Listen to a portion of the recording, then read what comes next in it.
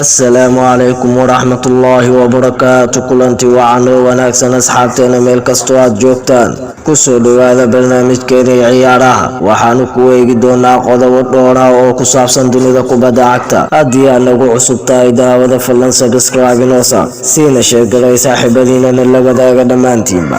aanu ku bilownay kooxda Arsenal ayaa lagu soo waramayaa inay ka fiirsanayso inay si lama filaan ah u dhaqaaqdo saxiixa xiddiga ku dhibaatoonaya Chelsea Romelu Lukaku ayaa doonaya inuu isaga tago kooxda Chelsea inta lagu jiro suuqa kala iibsiga xagaagan kadib markii uu xagaagii hore ku soo laabtay kooxda Chelsea ayaa dhankeeda diyaar u ah inay iska fasaxdo xiddiga iyadoo uu xiddiga doonayo ku laabashada kooxdiisii hore ee Inter Milan. laakiin wararka soo baxaya saacadii ugu dambeeyay ayaa sheegeen inay Arsenal ka fiirsanayso in ay dalab 60 milyan ah ka gudbiso xiddiga reer Belgium. Arsenal ayaa suuqa u galaysa saxiixa weeraryahan cusub iyadoo uu Arteta doonayo inuu dhiso weerarkiisa ka hor bilaabashada xilli ciyaareedka cusub. si kastaba haatee heshiis walba ayaa ku xirnaan doona ogolaanshaha Lukaku ee ah inuu sii joogo Premier League kuna biiro kooxda Arsenal. dhanka kale kooxda Bayern Munich ayaa lagu soo waramayaa inay iska iibinayso ku dhawaad xiddig si ay ugu dhaqaaqdo saxiixa xiddiga Liverpool ee Sadio Mane.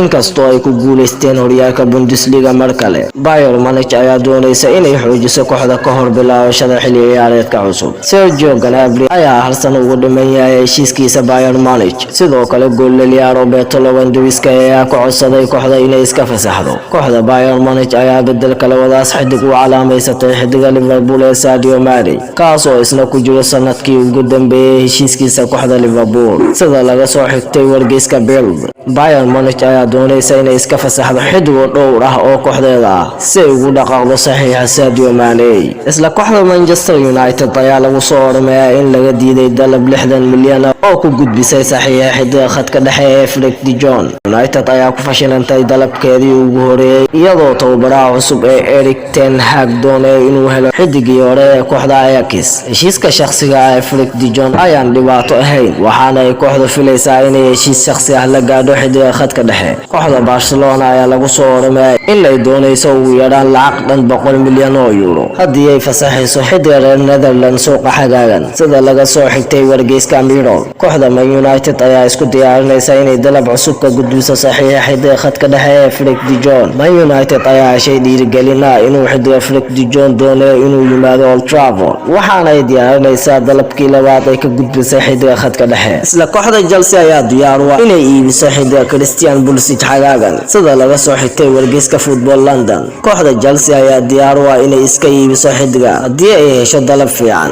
waxaana ay ku qiimaysaa xiddiga lacag dhan 60 milyan oo euro. wararka ayaa sheegay in Pulisic lala xiriirinayo kooxaha Real Madrid, Man United iyo Liverpool kuwaas oo u dhaqaaqi kara. kooxda Chelsea ayaa bedelka Pulisic ka dhigaysa xiddiga kooxda Manchester City ee Raheem Sterling kaasoo la sheegay inuu isaga kooxda Chelsea ayaa Pulisic iska iibin doonto si ay lacagta ka hesho ugu dhaqaaqdo saxiixa xiddiga Sterling kaasoo la filayo inuu ka tago kooxda Manchester City. sidoo kale tababaraha kooxda Arsenal ee Mikel Arteta ayaa lagu soo waramayaa inuu ka xanaaqsan yahay maamulka kooxdiisa kadib markii soo baxay warar sheegaya in ay Arsenal ku dhowdahay inay lumiso bartilmaameed koowaad ee tababaraha Gabriel Jesus. Mikel Arteta ayaa Jesus ka dhigtay bartilmaameedkiisii koowaad ee suuqa xagaagan si uu ugu xoojiyo weerarka kooxda xilli ciyaareedka dambe. laakiin Chelsea ayaa u muuqata inay si dhab ah u doonayso saxiixa xiddiga isla markaana ku garaaci karta saxiixa kooxda Arsenal. sida laga soo xigtay wargeyska Daily Mail, Mikel Arteta ayaa ka xanaaqsan in aynu kooxdu weli dhammaystirin saxiixa xiddiga taasna keeni karto in ay kooxo kale galaan tartankiisa.